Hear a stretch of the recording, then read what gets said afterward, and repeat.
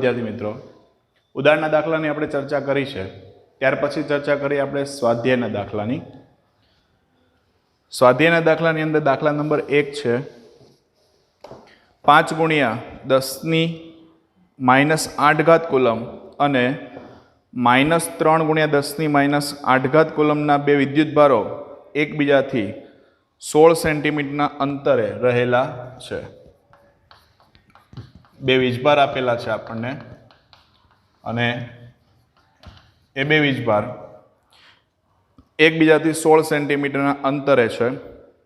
તો આ વિદ્યુતભારને જોડતી રેખા પરના કયા બિંદુ એ અથવા બિંદુ O એ સ્થિતિમાન 0 થશે? સ્થિતિમાન 0 થશે એવી આપણને એક પરિસ્થિતિ આપી છે. અનંત અંતરે સ્થિતિમાન એને 0 લઈ લો. ચલો, બે વીજભાર આપી દીધા છે. બે વીજભાર એની વચ્ચેનું અંતર આપી દીધું છે આપણને 16 સેન્ટીમીટર. R બરાબર 16 સેન્ટીમીટર. બરાબર છે. ચલો, આની રચના બનાવીએ તો એ રચના આ રીતની થશે: Q1 Q2. આ બે વચ્ચેનું અંતર કેટલું? 16 સેન્ટીમીટર છે. 16 સેન્ટીમીટર. હવે Q1 વીજભાર જે છે એ છે 5 ગુણ્યા 10⁻8 કુલમ. આ છે -3 ગુણ્યા 10⁻8 કુલમ. આપણે કોઈ એક બિંદુ એવું પસંદ કરીએ કે જ્યાં સ્થિતિમાન 0 થાય. ઉદાહરણની અંદર આ ટાઈપનો આપણે એક સેમ દાખલો જોઈ ગયા છે. તો તમને ખ્યાલ હશે, આ 5 છે એની ડાબી બાજુના ભાગમાં સ્થિતિમાન 0 થવાનું નથી, કારણ આનું મૂલ્ય ઋણ છે, એટલે એની અસર ત્યાં સુધી પહોંચી શકવાની નથી. તો વાત રહી કઈ, તો કે બે વીજભાર એની વચ્ચેનું કોઈ પણ એક બિંદુ હશે ત્યાં સ્થિતિમાન 0 થાય, અથવા -3 ગુણ્યા 10⁻8 જે છે એની જમણી બાજુએ સ્થિતિમાન 0 થાય. તો યાદ રાખજો, ટૂંકી રીતે આપણે એમ કહી શકીએ કે બે વીજભારમાંથી જેનું મૂલ્ય નાનું હોય એની નજીક તમારું સ્થિતિમાન 0 થાય. માઇનસ પ્લસ નથી જોવાનું, તમારે વેલ્યુ જોવાની. જેની વેલ્યુ નાની હશે ને એની નજીકના ભાગમાં તમારું સ્થિતિમાન 0 થશે. તો આપણે પહેલી કન્ડિશન લઈએ વચ્ચેના ભાગમાં. ધારી લો કે અહીંયા ગમે તે એક બિંદુ છે, આ P. Q1 થી કેટલા અંતરે? તો કે ભાઈ Q1 થી x જેટલા અંતરે સ્થિતિમાન 0 થાય છે. તો આ અંતર કેટલું થાય દોસ્તો? 16 - x થાય. ચાલો ધારણા કરીએ. ધારો કે બે વિદ્યુત ભારને જોડતી રેખા પર Q1 થી x અંતરે સ્થિતિમાન 0 થાય છે. મેં તમને આગળ પણ કીધું હતું કે જો સ્થિતિમાન 0 થતું હોય તો એના માટે કન્ડિશન શું લેવાની? તો કે V1 + V2 બરાબર 0 લો તો તમારા માઇનસ ચિહ્ન હોય એને ધ્યાનમાં લેવાનું.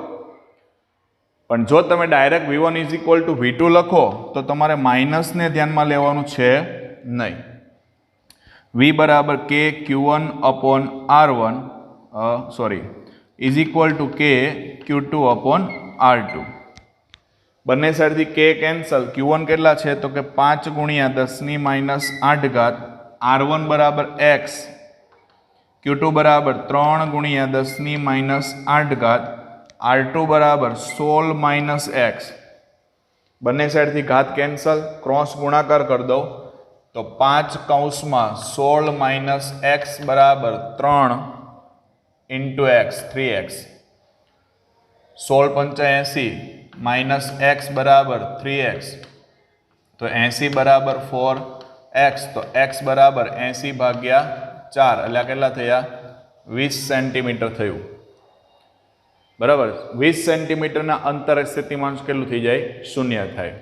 હવે બીજી પોઝિશન લઈએ આના કરતા જમણી બાજુએ. ચલો, બંને વીજભાર Q1 Q2. ધારો કે અહીંયા બિંદુ P છે. હવે તમે એવું પણ ગણી શકો કે અહીંયાથી x અંતરે સ્થિતિમાન 0 છે, અથવા અહીંયાથી લેશો ટોટલ. સમજો, અહીંયાથી હું માન લો કે એમ કહું ભાઈ આ x અંતર છે Q1 થી, તો Q2 થી આ અંતર કેટલું થાય? આ 16 સેન્ટીમીટર છે. બરાબર, તો Q2 થી આ અંતર કેટલું કહેવાય? ટોટલ કેટલું છે x છે એમાંથી 16 કાઢી નાખો એટલે x - 16 કહેવાય. સેમ કન્ડિશન વાપરી દો. આ પાછી ધારણા કરીએ. ધારો કે બંને વિદ્યુત ભારને જોડતી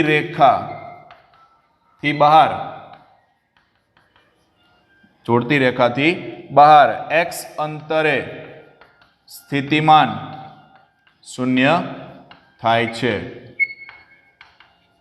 ચલો x અંતરે સ્થિતિમાન 0 થાય તો v1 = v2 કે q1/r1 બરાબર k q2/r2. કે કેન્સલ. q1 કેટલા છે 5 × 10⁻8 ઘાત. અહીંયા ડિસ્ટન્સ આવશે આ x બરાબર 3 × 10⁻8 ઘાત. આ ડિસ્ટન્સ કેટલું થશે x - 16. પાછો ક્રોસ ગુણાકાર કરી દો. 10⁻8 10⁻8 કેન્સલ થઈ જશે -8 વાળું એટલે 5 કૌંસમાં x - 16 બરાબર 3x. આપો સાદુરૂપ તો 5x - 80 બરાબર 3x. 3x ને આ બાજુ લેશું એટલે 2x બરાબર 80 તો x બરાબર 40 સેન્ટીમીટર. બરાબર. તો Q2 થી પેલી બાજુ તમે જશો એટલે અહીંથી આ ડિસ્ટન્સ કેટલું થશે 40. તો આ અંતર કેટલું 40 માંથી કેટલા બાદ કરી નાખો 16 બાદ કરી દેશો એટલું તમારું એ અંતર રહેશે. ક્લિયર. ચાલો નેક્સ્ટ પર આવો. દાખલા નંબર 2. 10 સેન્ટીમીટરની બાજુવાળા નિયમિત ષટકોણના દરેક શિરોબિંદુએ 5 માઇક્રોકુલમ વિદ્યુતભાર રહેલો છે. ષટકોણના કેન્દ્ર પર સ્થિતિમાન ગણો.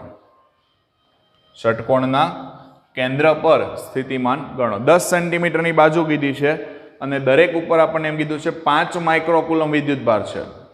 તો આ રીતની ષટકોણની રચના થાય દોસ્તો. ચલો ષટકોણના કેટલા શિરોબિંદુ થાય 6.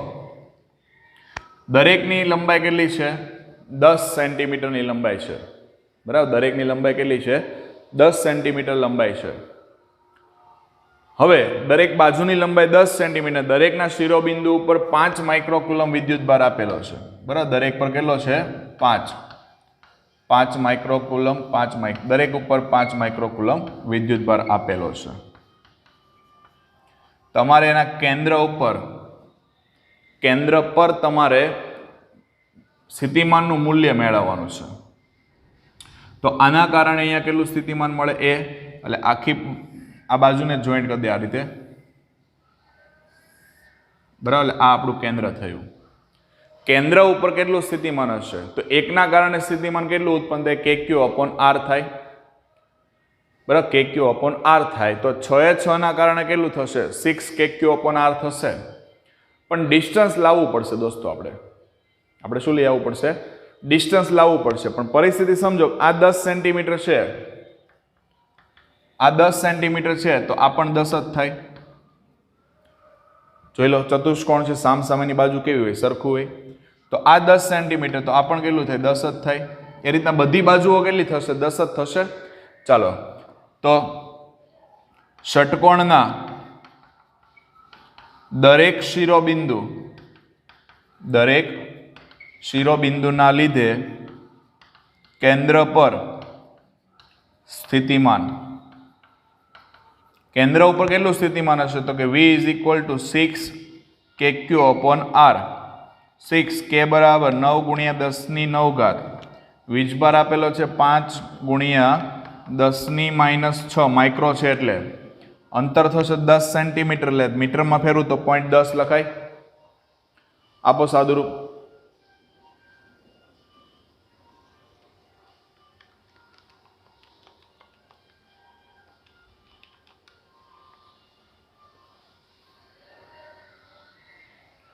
એટલે આ થયું તમારું 2700 ગુણ્યા 10 ઘાત લો 9 માંથી 6 જાય એટલે 3 ઘાત બચે. તો આને 2 પોઈન્ટના સ્વરૂપમાં ફેરવી દો. 2 પોઈન્ટ v = 2.7 ગુણ્યા 1 2 ને 3 પોઈન્ટ આપણે આ બાજુ ખસીએ છીએ ડાબી બાજુએ એટલે વધારો થશે એટલે 6 ઘાત થઈ જશે. આટલા વોલ્ટ તમને સ્થિતિમાન મળશે. ચાલો ત્રીજું છે બે વિદ્યુતભારો 2 માઇક્રોકુલમ અને -2 માઇક્રોકુલમ એકબીજાથી 6 સેન્ટીમીટર દૂર આવેલા બિંદુઓ એ અને બી પર મૂકેલા છે. તંત્રના કોઈ સમસ્થિતિમાન પૃષ્ઠની ઓળખ કરો અને આ સપાટી પર દરેક બિંદુએ વિદ્યુત ક્ષેત્રની દિશા કઈ હશે. બે વીજભાર છે તમારી પાસે, 2 માઇક્રોકુલમ અને બીજો પણ 2 માઇક્રોકુલમ પણ -2 માઇક્રોકુલમ, આ -2 માઇક્રોકુલમ, એકબીજાથી કેટલા અંતરે? 6 સેન્ટીમીટર. કોઈ બિંદુએ આપણે સમસ્થિતિમાન પૃષ્ઠની રચના કરવી છે. સમસ્થિતિમાન પૃષ્ઠ એટલે તમને ખબર પડી જોઈએ કે જેના દરેક બિંદુએ સ્થિતિમાન કેવું હોય? સમાન હોય. તો અહીંયાથી હું એક એવું બિંદુ પસંદ કરું કે જ્યાં સ્થિતિમાન મને સમાન મળે, મતલબ અહીંથી જે બિંદુ પસંદ કરું ત્યાં જેટલું સ્થિતિમાન હોય ને એટલું જ આના કારણે મળવું જોઈએ. એનો મતલબ એવો થયો કે વચ્ચે કોઈ આપણે તટસ્થ બિંદુ લાવવું પડે કે જ્યાં આપણને સ્થિતિમાન કેટલું મળે? 0 મળે. તો ધારી લો કે આપણે કોઈ પણ એક બિંદુ પસંદ કરીએ તો ત્યાં આપણે લઈ લઈએ કે બિંદુ P પાસે મધ્ય બિંદુ લઈએ આપણે, તો મધ્ય બિંદુ P પાસે કુલ સ્થિતિમાન લઈએ. બરાબર, બિંદુ P પાસે કુલ સ્થિતિમાન V = V1 + V2, V બરાબર KQ/R એટલે KQ1/R પ્લસ KQ2/R. હવે આ જે પોઈન્ટ આપણે પસંદ કર્યો છે એ મધ્ય બિંદુ લીધું છે એટલે R તમને આના કરતા અડધા મળશે. K બરાબર 9 × 10⁹, Q1 બરાબર 2 × 10⁻6, આ 3 × 10⁻2. પછી પેલા પણ -2 છે એટલે માઇનસ થઈ જશે 9 × 10⁹ ગુણ્યા 2 × 10⁻6 છેદમાં 3 × 10⁻2. તો આન્સર થઈ ગયો તમારો કેટલો દોસ્તો? 0. કારણ કે પહેલી જે વેલ્યુ છે એ ટાઈપની વેલ્યુ બીજી છે. પહેલી પોઝિટિવમાં છે બીજી કેમાં છે? નેગેટિવમાં છે. આન્સર થઈ ગયો 0. મતલબ એવો થયો કે આ P બિંદુ પાસે સ્થિતિમાન કેટલું થાય છે? 0 થાય છે. તો અહીંયા આપણે એક સમસ્થિતિમાન પૃષ્ઠ દોરીએ તો એ આ રીતની રચના બતાવે. હવે સમસ્થિતિમાન પૃષ્ઠ છે તો એના પાસે આપણને એવું કીધું છે બીજો ક્વેશ્ચનની અંદર કે આ સપાટી પર દરેક બિંદુએ વિદ્યુત ક્ષેત્રની દિશા કઈ હોય? તો વિદ્યુત ક્ષેત્ર આપણને ખબર છે ધન વિદ્યુતભારથી કઈ તરફ હોય? ઋણ વિદ્યુતભાર તરફ. એટલે વિદ્યુત ક્ષેત્રની દિશા કઈ તરફ હોય? તો વિદ્યુત ક્ષેત્રની દિશા ધનથી ઋણ તરફ, ઋણ વિદ્યુતભાર તરફ હોય છે. બરાબર, પ્લસ 2 વીજભાર છે +2 થી કઈ તરફ જવાનું છે? -2 તરફ વિદ્યુત ક્ષેત્રની દિશા તમને જોવા મળશે. તો સમસ્થિતિમાન પૃષ્ઠના દરેક બિંદુએ પણ વિદ્યુત ક્ષેત્ર આ જ દિશામાં હોય છે. ક્લિયર છે? ચાલો દાખલા નંબર 4 છે. 12 સેન્ટીમીટર ત્રિજ્યાના એક ગોળાકાર સુવાહકની સપાટી પર 1.6 × 10⁻7 કુલમ વિદ્યુતભાર રહેલો છે. પેલું, ગોળાની અંદર, ગોળાની તરત જ બહાર અને ગોળાના કેન્દ્રથી 18 સેન્ટીમીટરના અંતરે આવેલા બિંદુએ વિદ્યુત ક્ષેત્ર કેટલું હશે?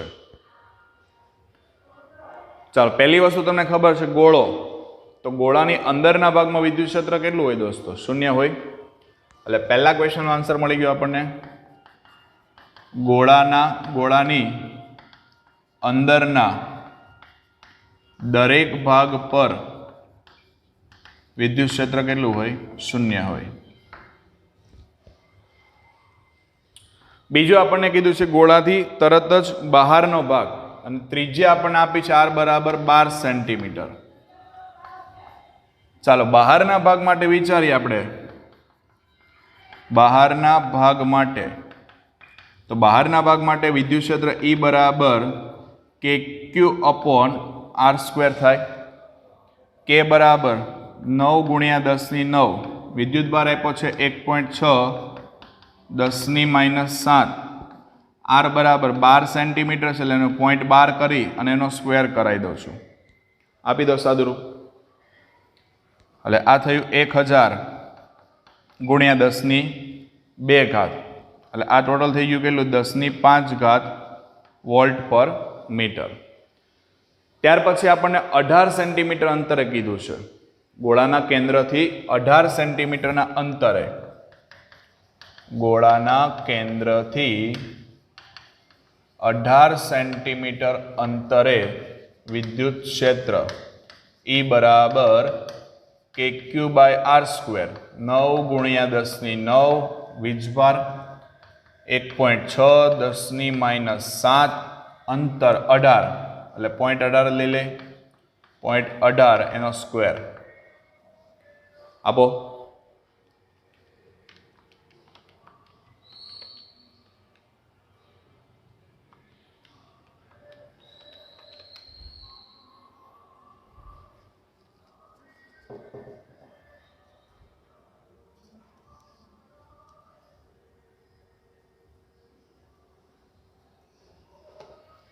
તો આ થયું તમારું 444.44 ગુણ્યા 10⁵ એટલે 4.44 ગુણ્યા 10⁴ લખાય.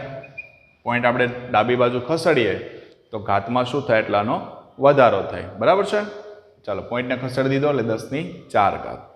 નેક્સ્ટ, બે પ્લેટ વચ્ચે હવા હોય તેવા સમાંતર પ્લેટ કેપેસિટરનું કેપેસિટન્સ આપી દીધું છે 8 પાઇકોફેરાડે. જો પ્લેટ વચ્ચેનું અંતર એને અડધું કરવામાં આવે અને તેમની વચ્ચેના અવકાશને ડાઇલેક્ટ્રિક અચળાંક 6 ધરાવતા દ્રવ્ય વડે ભરી દેવામાં આવે તો તેનું કેપેસિટન્સ કેટલું થશે?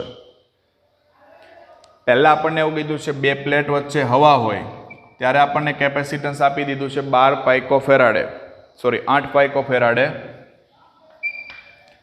પછી તેમની વચ્ચેનું પ્લેટ વચ્ચેનું અંતર અડધું કરે અને અવકાશને ડાઇલેક્ટ્રિક અચળાંક 6 ધરાવતા દ્રવ્યથી ભરી દેવામાં આવે તો તેનું કેપેસિટન્સ કેટલું થાય એ આપણે વિચારવાનું છે. ચલો પહેલા તો આપણે એમ વિચારીએ શૂન્ય અવકાશ માટે આપણને કેપેસિટન્સ આપેલું છે. બરાબર છે. હવે ડાઇલેક્ટ્રિક અચળાંક ધરાવતા દ્રવ્ય વડે જો એને ભરી દેવામાં આવે તો એનું કેપેસિટન્સ, એનું મૂલ્ય કેટલું થાય ડાયરેક્ટલી તમને ખબર હોવી જોઈએ. આપણે એક સંબંધ તારવેલો છે. બરાબર. એ સંબંધ તમારી પાસે જે છે એ કે શૂન્ય અવકાશમાં જે કેપેસિટન્સ છે અને એમાં તમે ડાઇલેક્ટ્રિક અચળાંકને ભરી દો છો. હવે અહીંયા વાત એવી કરી છે આપણને કે બે પ્લેટ વચ્ચેનું અંતર જે છે ને એને દોસ્તો અડધું કરી દેવાનું છે. તો સમજો પરિસ્થિતિ આ થાય. C = સૂત્ર આપણી પાસે સમાંતર પ્લેટ કેપેસિટર માટે ε0A/d છે, પણ અહીંયા એપ્સાઇલોનની 0 નહીં આવે, ε/A/d લેવું પડશે કારણ કે ε0 તો શૂન્ય અવકાશ માટે છે.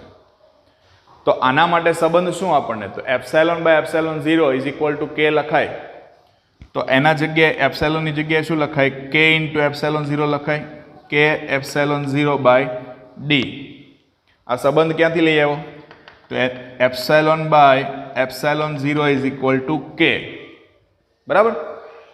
ચાલો ડિસ્ટન્સ અડધું કરી દે છે તો K ε0A/d/2, ડિસ્ટન્સ અડધું કરે d/2, છેદનો છેદ ક્યાં આવી જશે? અંશમાં. તો C = 2K ε0A/d. આ ε0A/d એટલે કોણ? તો કે શૂન્ય અવકાશનું થઈ જાય કારણ કે એનું સૂત્ર જે છે ε0A/d. લખી દો એની જગ્યાએ C0. તો 2K C0. K બરાબર કેટલા છે? 6. C કેટલા છે? 8.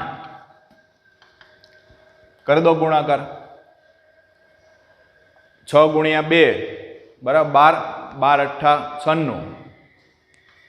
96 પાઇકોફેરાડે. આ તમારો આન્સર થઈ જશે.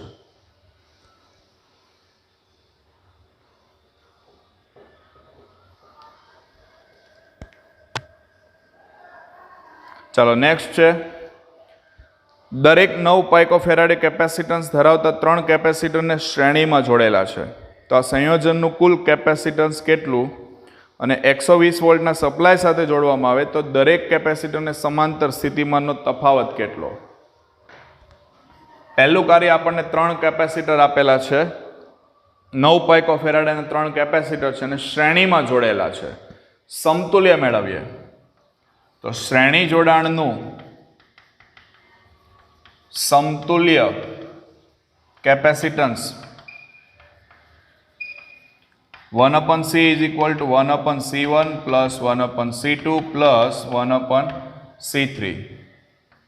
1/c1 એટલે 9, આ તો બધા સરખા છે 3 એ 3, એટલે 3/c1 અથવા 3/c2 એ રીતના લખી શકાય ને. તો c is equal to c1/3. c1 કેટલા છે? 9 ભાગ્યા 3, એટલે 3 પાઇકોફેરાડે તમારું સમતુલ્ય થયું. બરાબર, 3 પાઇકોફેરાડે. હવે 100 વોલ્ટનો સ્થિતિમાન લાગુ પાડો તો દરેકને કેટલો સ્થિતિમાન પ્રાપ્ત થશે? તમે ડાયરેક્ટલી પણ વિચારી શકો. જો ત્રણેય કેપેસિટર સમાન છે દોસ્તો, ત્રણેય સમાન છે તો ત્રણને મળતો સ્થિતિમાનનો તફાવત કેવો હોય? એ પણ સરખો જ હોય. ત્રણને મળતો સ્થિતિમાનનો તફાવત પણ કેવો હોય? સરખો જ હોય. ડાયરેક્ટલી વિચારી શકાય. નહીં તો પછી શું કરવું પડે તમારે? કેપેસિટર અને શ્રેણી જોડાણ માટે V is equal to V1 plus V2 plus V3 નું સૂત્ર વાપરીએ. એના ઉપરથી તમે વિદ્યુત ભાર મેળવો અને વિદ્યુત ભાર પરથી તમને પાછો સ્થિતિમાન મળે. પણ હું ડાયરેક્ટલી તમને કહી દઉં કે ત્રણેય કેપેસિટર ના મૂલ્ય કેવા છે? તો કે બેના મૂલ્ય સમાન છે. તો સમાન હોવાથી ત્રણેયના સ્થિતિમાન પણ કેવા થાય? સમાન જ થાય.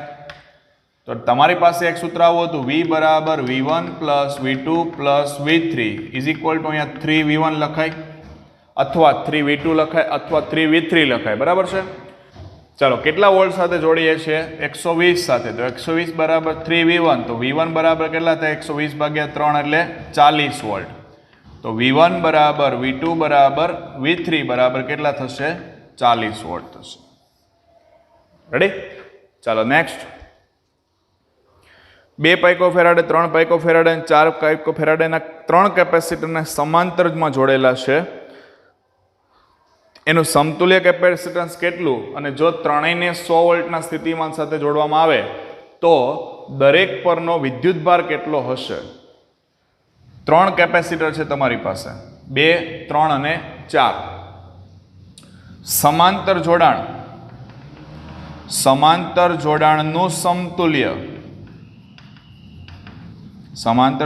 સમતુલ્ય capacitance C is equal to C1 plus C2 plus C3. 2 plus 3 plus 4. 3 ને 2 5 ને 4 9 પાઇકોફેરાડે. આ સમતુલ્ય થયું. દરેકને 100 વોલ્ટ સાથે જોઈન્ટ કરીએ. બરાબર, ત્રણને આપણે 100 વોલ્ટના સ્થિતિમાન લાગુ પાડીએ તો ત્રણેય પરનો વિદ્યુતભાર વહેંચાય. વિદ્યુતભાર વહેંચાય તો કઈ રીતે મળે? Q1 બરાબર C1 into V. C1 કેટલા છે? 2 પાઇકોફેરાડે. 2 ગુણ્યા 10 ની માઇનસ 12 ગુણ્યા કેટલા કરવાના? 100. ચલો, 2 ગુણ્યા 10 ની આ થઈ છે 2 ગુણ્યા 10 ની માઇનસ 10 ઘાત કુલમ. એ રીતના Q2 મળશે. Q2 બરાબર C2V.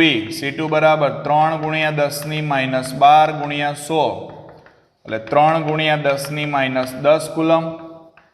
Q3 બરાબર C3 into V. 4 ગુણ્યા 10 ની માઇનસ 12 ગુણ્યા 100 એટલે 4 ગુણ્યા 10 ની માઇનસ 10 ઘાત કુલમ. આ 3 પરનો વિદ્યુતભાર થયો. ચાલો, એના પછી છે 2 પ્લેટ વચ્ચે હવા હોય તેવા સમાંતર પ્લેટ કેપેસિટરમાં દરેક પ્લેટ એનું ક્ષેત્રફળ 6 ગુણ્યા 10 ની માઇનસ 3 ઘાત મીટર સ્ક્વેર. 2 પ્લેટ વચ્ચેનું અંતર આપણને આપી દીધું છે. એ અંતર છે 3 મિલીમીટર. બરાબર, 3 મિલીમીટર છે. તો આ કેપેસિટર એનું કેપેસિટન્સ ગણો અને કેપેસિટરને 100 વોલ્ટ સપ્લાય સાથે જોડવામાં આવે તો દરેક પ્લેટ એના પરનો વિદ્યુતભાર કેટલો હશે એ આપણે ફાઇન્ડ કરવાનું છે. જેમને 2 પ્લેટ વચ્ચે હવાનું માધ્યમ છે, બરાબર, તેવા સમાંતર પ્લેટ, યાદ રાખજો, સમાંતર પ્લેટ કેપેસિટર આવે મેં તમને કીધેલું છે ε0 A/D વાળું સૂત્ર જ લેવાનું છે. તો સમાંતર પ્લેટ કેપેસિટર માટે C બરાબર ε0 A/D. ε0 8.85 10 ની માઇનસ 12. A બરાબર 6 ગુણ્યા 10 ની માઇનસ 3. Distance 3 into minus 3. કરો સાદરૂપ આપો.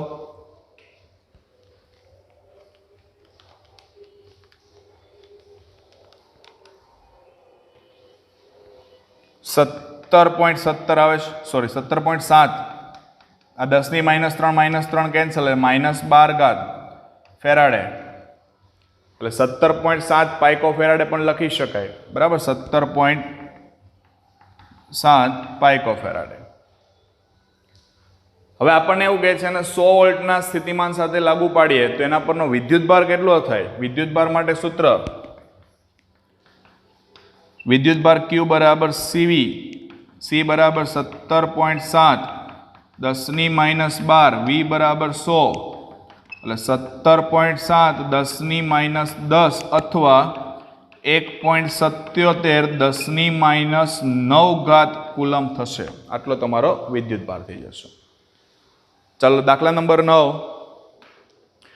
ઉપરના દાખલામાં આપેલા કેપેસિટરમાં 3 મિલીમીટર જાડાઈની માઇકાની પ્લેટ, એનો ડાઇલેક્ટ્રિક અચળાંક 6, જે કેપેસિટરની બે પ્લેટ વચ્ચે વોલ્ટેજ સપ્લાય જોડેલો રહે ત્યારે અને વોલ્ટેજ સપ્લાયનું જોડાણ દૂર કરવામાં આવે તો દરેક કિસ્સામાં શું થાય છે તે સમજાવો.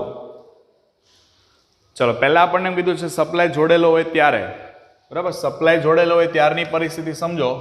ડાઇલેક્ટ્રિક અચળાંક તમે દાખલ કરશો તો કેપેસિટરનું જે કેપેસિટન્સ છે એ કેટલા ગણું થઈ જાય? K ગણું થઈ જાય. એટલે સપ્લાય જોડેલો હોય ત્યારની વાત કરીએ તો C બરાબર KC0. ચાલો KC0, K બરાબર કેટલા આપે? 6. C0 કેટલા છે? 17.7, એટલે એપ્રોક્સિમેટલી 18 પાઇકો ફેરાડે ગણી શકાય.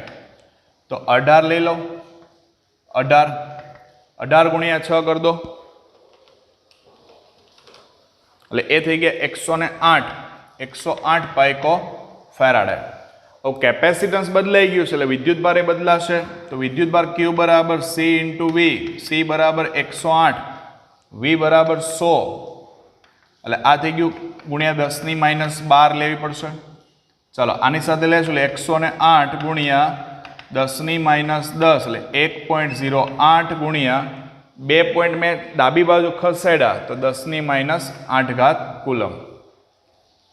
અને જોડાણ કરો છો ત્યારે જે સપ્લાય તમે આપો છો એમાં કોઈ ચેન્જ થતો નથી. V કેવો રહેશે? અચળ. આ તો 100 વોલ્ટ જ રહેશે. હવે તમે જોડાણને દૂર કરી દો.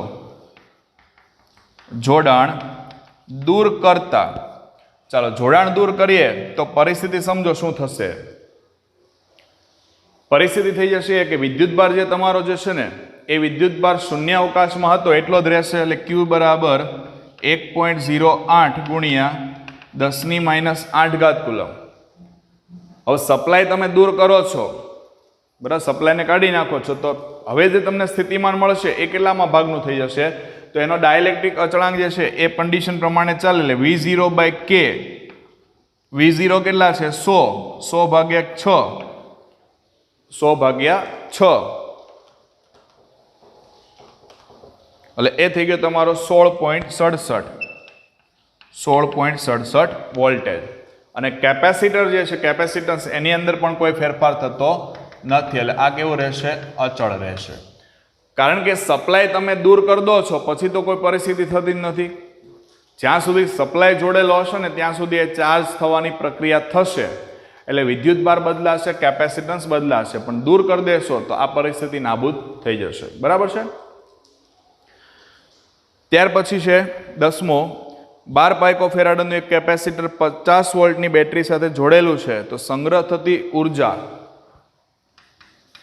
કેપેસિટન્સ આપ્યું છે 12 પાઇકો ફેરાડે અને 50 વોલ્ટની બેટરી વડે ચાર્જ કરે છે તો સંગ્રહ થતી ઉર્જા U બરાબર ½ CV². તો ½ C બરાબર 12, 10 ની -12, V બરાબર 50² આપો સાદુરૂપ.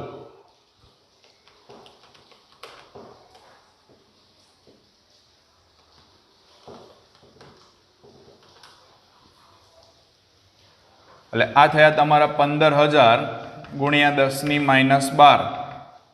પોઈન્ટ કાપી નાખો, 3 મીંડા નીકળશે એટલે -9 બચશે. હજુ એક લઈ લો, 4 પોઈન્ટ લઈ લો, 1.5 ગુણ્યા 10 ની -8 જૂલ. આટલી ઉર્જા એની અંદર સંગ્રહ થશે. ત્યાર પછી 11મો દાખલો છે. 600 પાઇકો ફેરાડનું એક કેપેસિટર 200 વોલ્ટના સપ્લાય વડે વિદ્યુત ભારિત કરવામાં આવે છે. પછી તેનું સપ્લાય સાથેનું જોડાણ દૂર કરવામાં આવે અને બીજા વિદ્યુત ભારિત ન હોય તેવા 600 પાઇકો ફેરાડના કેપેસિટર સાથે જોડવામાં આવે છે. તો ગુમાવતી ઉર્જા કેટલી હશે? યાદ રાખજો દોસ્તો, આ દાખલો બોર્ડની પરીક્ષામાં પૂછાઈ ગયેલો છે 2 વર્ષની. 600 પાઇકો ફેરાડનું કેપેસિટર છે, 200 વોલ્ટના સપ્લાય વડે એને વિદ્યુત ભારિત કરે છે. રેડી? ચાલો, પહેલા કિસ્સામાં વિદ્યુત ભારિત કરે એટલે સંગ્રહ થતી ઉર્જા U1 બરાબર હાફ CV² લખાય. હાફ C બરાબર 600 ગુણ્યા 10⁻12 V બરાબર 200 નો વર્ગ. 600 ભાગ્યા 2 એટલે 300 થયા. 300 ગુણ્યા આપણે કામ કરીએ તો આ 300 ગુણ્યા 10⁻12 2 એટલે 40,000. આ થયા 4 તરીના 12 બરાબર. 1 2 2 ને 4 6 મીંડા એટલે 10⁻6 બચે. આટલા જૂલ ઉર્જા પ્રારંભમાં સંગ્રહ થઈ. હવે તમે શું કરો છો? સપ્લાય દૂર કરી દો છો અને એના જેવા જ બીજા કેપેસિટર સાથે જોઈન્ટ કરી દો છો. પહેલી કન્ડિશન જો તમારી આ રીતની હશે, સપ્લાય આપ્યું ને તમે, આ કેપેસિટર તમે અહીંયા સપ્લાય જોઈન્ટ કર્યું છે. બેટરી 20 વોલ્ટની બેટરી છે ને આ કેપેસિટર છે. બેટરીને દૂર કરી દો ને એની જગ્યાએ બીજું કેપેસિટર જોઈન્ટ કરી દો તો નેક્સ્ટ પોઝિશન તમારી આવી થાય.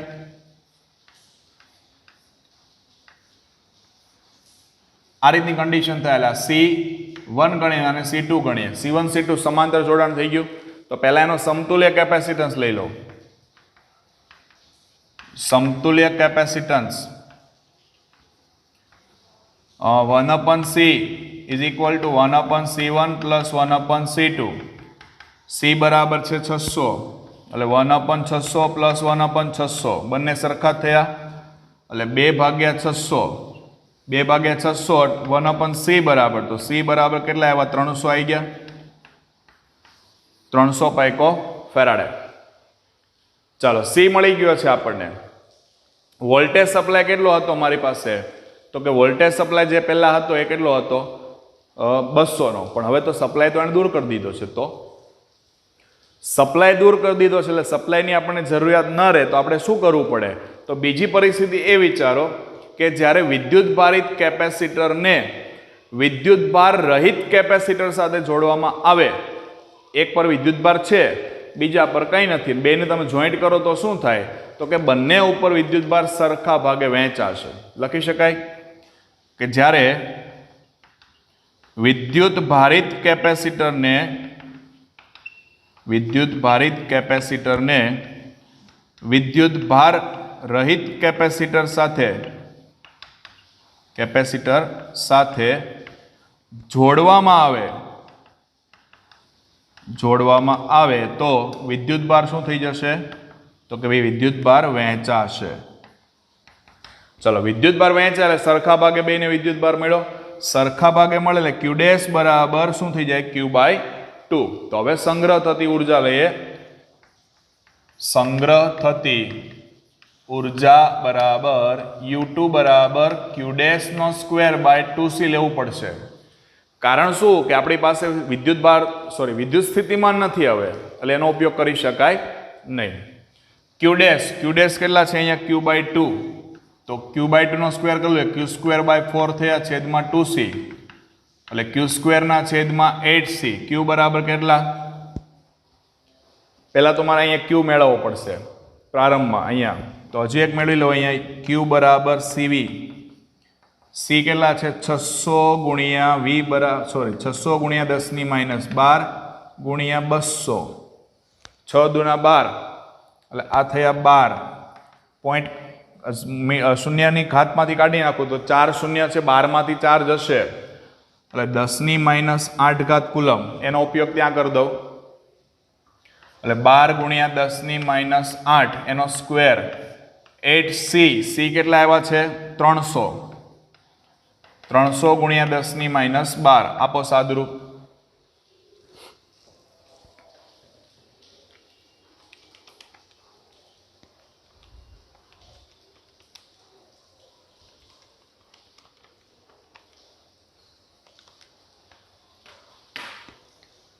તો આનું સાદુરૂપ આપીએ એટલે આ થશે 6 ગુણ્યા 10 - 8 દુના 16 છેદમાં શૂન્ય મેં નથી લીધા, 2 0 એટલે 10 - 10 ઘાત વધે, 10 - 10 એને ઉપર લઈ જાઓ એટલે 6 ગુણ્યા 10 - 6 ઘાત જૂલ. U1 કેટલા હતા? 12 ગુણ્યા 10 - 6 એમાંથી બાદ કરી દો તો લખાય ને અહીંયા ગુમાવાતી